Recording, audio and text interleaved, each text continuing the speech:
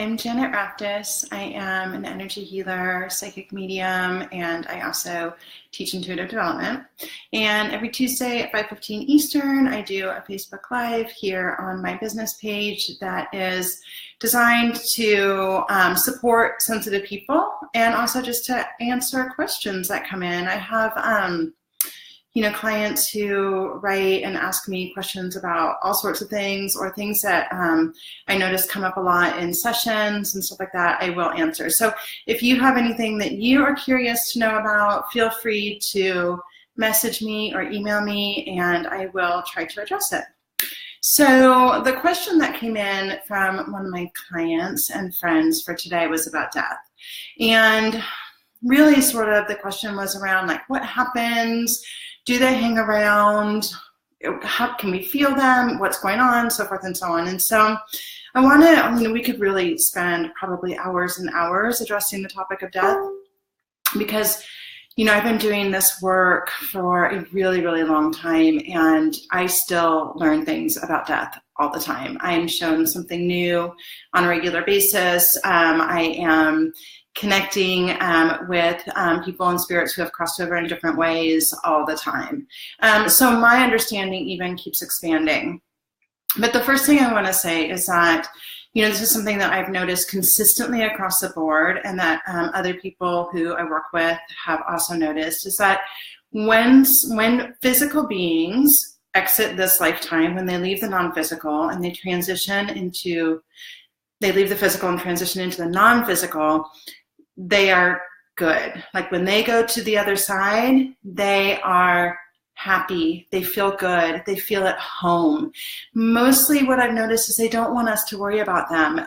One of the primary messages that comes through time and time again is, I feel great, I feel good, I'm happy, I'm at peace, I'm home, I'm sorry for any injury that I caused you while I was there in the physical.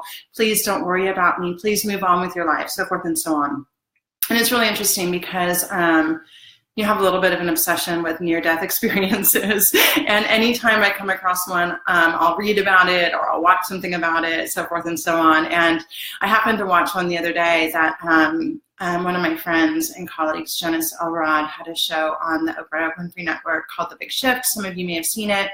And in one of the episodes, he interviews a woman named Mary Neal who had a near-death experience, and she came back, but she didn't want to come back. And she describes how when she got there, she felt this amazing sense of peace, and she felt at home, and she kept saying, I don't want to go back, I don't want to go back. And they kept saying, you have to go back, you haven't finished yet, you're not ready to cross over yet. And so she did come back, but she came back with reluctance. And when she was there, one of the things that occurred was that she was given the information that one of her sons would die. And eventually he did after she had come back. And, one of the things that she remarked upon was that she, even though she missed him, of course, is that she knew what a beautiful place he was in. And so I share this story because it really epitomizes what, hey, Lauren, you made it. It really epitomizes what I have heard time and time and time again, is that they are good, they feel good. And a lot of what happens is that when somebody we love crosses over, especially if they were, Lauren says her lights are flickering, I love that. Especially if if they had a death that was traumatic or that was in which they experienced great physical pain, like if it was a car accident or a murder or a freak accident of some sort, as the physical beings who are still in body feeling pain, we can get caught up on what they must have gone through, and we can get stuck there. And I've worked with a lot of people who have had this experience where they have got caught in their experience of what they think their loved one was feeling at the time of death. And what the loved ones want us all to know is that they're not there. We are stuck. We're stuck in the loss of the person. We're stuck in the pain that the person must have felt. We're stuck in our grief, and yet they're doing great, and they want us here to do great.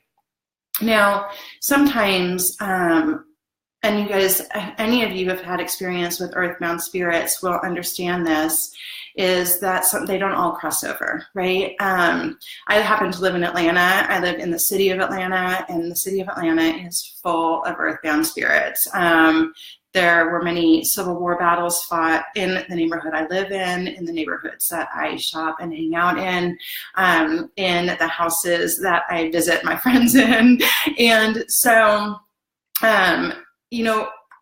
so one of the things that I do, and I do this with my partner Scott, is we do house clearings and space clearings and so forth and so on. And so there's this question of like, are they stuck? Did they cross over? The norm is that people cross over. That's the norm. Sometimes people can get stuck. And what I've noticed, and I'm sure that there are a myriad of reasons, but what I have mostly noticed with this is that the person gets stuck for a reason. A lot of times it could be because of religious beliefs that have them stuck in the sensation of I am a sinner, and they're afraid of hell. And I found this with a lot of spirits that, passed when religious dogma was very tight and restrictive. So sometimes that happens, and primarily what they want to know before they cross over, and usually they go, is that that they'll be forgiven, and that they're loved, and that they're safe. And that there's family over there waiting for them, which there always is. When I have never ever heard of an account of somebody crossing over and there not being somebody there, a loved one there for them. When we die, we are met, and this has been talked about in near-death experiences consistently, and I have seen it through my own past life regressions, which we actually talked about last week, and also in readings that I've done, is that we are greeted by our family members, by our animals. Oh my God, I see animals all the time on the other side waiting for their loved ones, sometimes, tons of them. And we're greeted by our guides and angels and those who in the non-physical have been helping us in this lifetime. So we have a whole crew over there. So with all of that said, when people cross over, and I have noticed some trends, though I don't feel like there are any hard and fast rules really in anything in the energetics except for the universal laws. But when people die and they cross over, there tends to be a trend that I have noticed. There tends to be a period where the presence of that person will be very strong. During this period, you might really notice the presence of your loved one. There is like this sense generally that they want you to know that they're okay. A lot of people report visitations in this period, right? And also a lot of people will report, I didn't know that my father was crossing over, but I woke up in the middle of the night and I saw him standing at the foot of my bed. And then, the next morning my mom called and said he passed over at 3 a.m, and that was exactly when I woke up. Like, I've heard a lot of stories like this. And so there tends to be a lot of activity right after the person leaves the body. And what I have also noticed in general is that after a period of heavy activity, there can often be a period of lesser activity where the soul will go and do its own healing, where it will rest and rejuvenate and do whatever the soul needs to do. And this can particularly happen after periods of heavy illness, or if the physical body and soul have experienced a lot of trauma. And then after another period, oftentimes the energy of that loved one will be felt again. Now, every loved one is different, and just like us on the earth plane, they all have free will. So they're over there doing whatever they want to do. So some of them will stay really close to some of their loved ones, and some of them won't. And some of them will become guides. That's not as usual, but it does happen.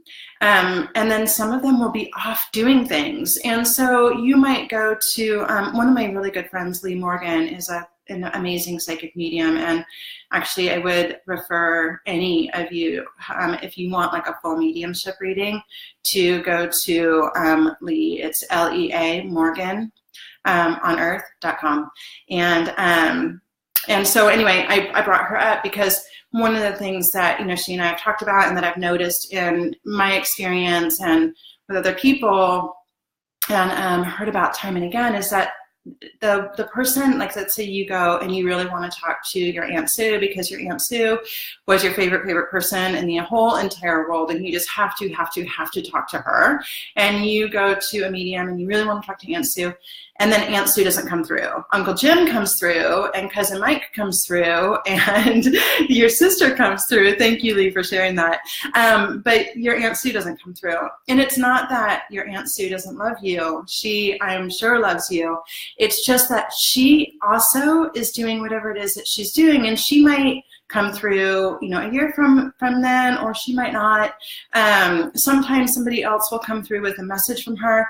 They have, our souls have our own learning and our own processes and our own agendas, and as souls, when we cross over, we are doing the things that we need to do to further our expansion, our growth. So always know that if you don't get that, it's not a reflection of a lack of love. It just means that something else is going on. But you will most likely at times in your experience, I think a lot of people have the experience of sensing the people who have crossed over. And a lot of times there can be a sense of like, no, I must be imagining that, or that can't be.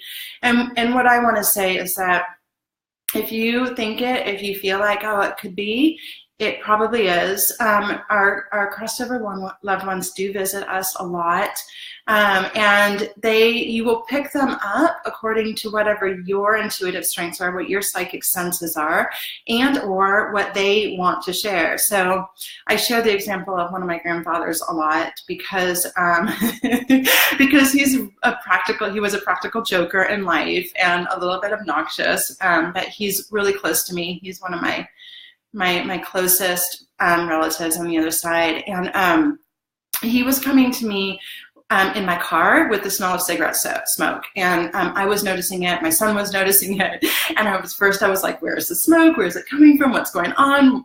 Why is somebody smoking on school property?" So forth and so on. And then I was like, "Oh my God, it's my grandfather!" And it happened a couple of times, and I was like, "Okay, look, Grandpa, like I don't smoke. I don't let people smoke in my car. Like, you can't show up with cigarette smoke. It's really irritating." And so shortly thereafter, I smelled coffee one day, and I hadn't made any coffee. My neighbors were out of town, and then Jake walked into the living room, and he was like, "Hi, it smells like coffee in here." And I was like, "Oh, it's my grandfather. He's here." And so know that sometimes they'll show up with smells or aromas. And sometimes they show up with a sensation or a feeling. I want to read Lucy's question real quick. I'm confused by being told our souls can have numerous lives, yet when we have a reading and that loved one comes through, how does that happen if their soul has moved on into another life? So our souls do have many lives. It is more normal for a soul to wait for a while before it comes back. But that's not the rule. As we talked about last week, some come back very quickly.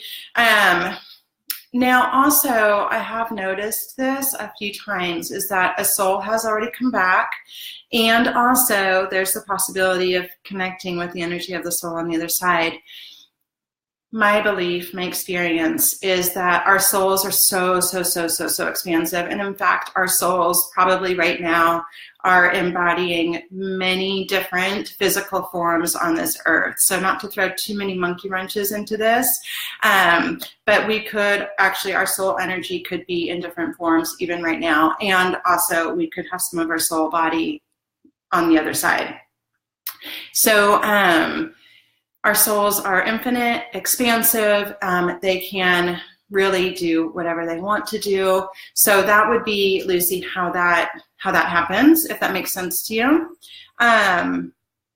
Janet, is there any guidance for helping someone before they transition? Visiting a terminally ill friend and wondered if there's anything I can say or do to provide healing. Can we help so they cross over with ease? Absolutely, we can definitely help so they cross over with ease. And Jenny, I'd say that this would be on an individual basis, depending on that person's background, beliefs, what their experience is, so forth and so on. So use your knowledge of the person and your intuition to help you guide them through that process. There are also some people I know who are death doulas, and actually there is a woman named Narinder Bazan.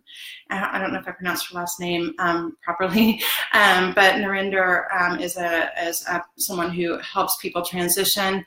So she would be a resource to reach out to, and I can put her contact information in here later. But I would say you're super intuitive, and look within your heart to what that person needs to help support them as they move over. Tracy, yes, animal souls do cross over. I have a soulmate dog who has been with me in other lifetimes in the past, and who's also been with me twice in this lifetime. My current dog, Artemis, was my dog Kitty 2 dogs ago. And I knew her immediately when she returned, and I also knew her immediately when I saw her in a past life. So yes, that is very common. Lee, when we saw James Van Praagh, he said that the physical body we identify with is really only the big toe of our soul. Yes. We always leave some percentage of our soul and spirit. Yes, Lee, thank you for reminding me of that. I had forgotten about that example. And that is a lot of what it feels like. Yes, that's a perfect example. So I think, Lucy, that's a great way to imagine it, is that our physical body is the big toe of our soul, or in my case, maybe the little toe. Okay, let's see. Are there any other questions? This is such a huge topic. Like I said, we could probably talk for days on it. But I will wait and see if there are a few more. And if anything else drops in. Yes, it is very deep, Lucy. It is, I think it's really fascinating. One of the most beautiful experiences, I think, is having that connection with those that we love who have crossed over, and understanding, really understanding that our souls are eternal, and that there is so much more available to us than what we are experiencing here in the physical. Even though the physical man has a lot in and of itself, there is just so much over there. And our loved ones, they really want us to be okay. They really want us, so many times I've seen loved ones who have crossed over who are husbands or wives who want their partner to move on. They want them to feel love again. Our parents or children who have crossed over who just want their parents to feel better, to be able to move on. Oh, yeah, I understand that, Lucy, and that can be really hard. And I think part of what you can find comfort in, even though they're not here with you in the physical, is that they are there, they are loving you. You could do like a ceremony and really set the intention to connect into their energy. And also just knowing, of course, we're not in any hurry to get there, right? But you will have lifetimes and lifetimes and lifetimes with your soul family. And you'll see them so often. So how was the lady that was trying to cross over and didn't want to help herself to be back into, that was trying to cross over and didn't want to help herself to be back into her physical body? Oh. So Mindy, actually, I had to go back to where that came from. She was dead for 24 minutes. And she died in a river accident, and one of the people who was with her was a paramedic, and they pulled her out, and she was dead. Like, the paramedic was like, she was dead, she was cold, she was starting to turn blue, she was dead. And then, I'm getting so many chills. And then And then he, out of the blue, was like, just knew that he needed to start administering CPR and, yelling at her. I think they started yelling at her, come back, come back, come back, come back. And he was like, and we were shocked, and she did. So the soul can find its way back into the physical body. She had also, after 24 minutes, absolutely no brain damage, no physical damage that lasted beyond that incident. So just remember that the soul and the non-physical are capable of doing anything for us and for our body. Susan, I'm being vetted to join a volunteer program at my local hospital to help patients in the 11th hour. Can you suggest resources for increasing my knowledge base? You know, let me see if I can think of anything. And I wonder, Lee, I'm going to ask Lee if she can think of anything off the top of her head. There are, I would look specifically into hospice resources. Elizabeth Kubler-Ross writes a lot on death and dying, and her works were really groundbreaking when she wrote them. So I would definitely start with her. Yeah, I think, Lee, I think we need to bring Narinder into this conversation. So I'm gonna, I'll connect with her and I will see what she suggests as well in this comment thread. Oh, wow. Mindy said that she had a similar experience during a surgery and she passed away. So Mindy, actually, you actually had a near-death experience. That is, and you keep searching for that same feeling of peace. Yeah, that's beautiful. I'm all like chilled up for you. And that's what I have always heard, is that it's peace. It's peace and it's love. And even though down here on earth, like Lucy said, we can miss our loved ones so much. I think we have to really hold in our hearts the fact that they're experiencing such beautiful peace. So, and Mindy, if you have anything else that you want to share, feel free. And if anyone else, I'll hold on for another moment and see if there are any other questions. This has been really great. I hope I got all your comments. I did see, that Melissa had put that she felt a lot of peace hearing this, and I think that is one of the reasons why this message is so important and why the work that mediums do is so important. And like I said, oh, you're welcome, Lucy. Thank you. I have communicated with a lot of souls who've crossed over. But like I said, if you guys want a great mediumship reading, I really, really recommend my friend Lee. She's awesome. I had a patient that had passed for 15 minutes. Wow, Lauren. And the patient came back totally normal. That's what I hear a lot, is that they come back and their body resuscitates. Timely for me. Thank you so much, BeFun. You are so welcome, Tracy. Thank you all so much. And thank you for, asking me to share these topics and coming to me with questions. And y'all are awesome and awesome. Thank you, Lauren. So yes. And yeah, like I said, if you have anything that you want me to talk about, feel free to send me the question.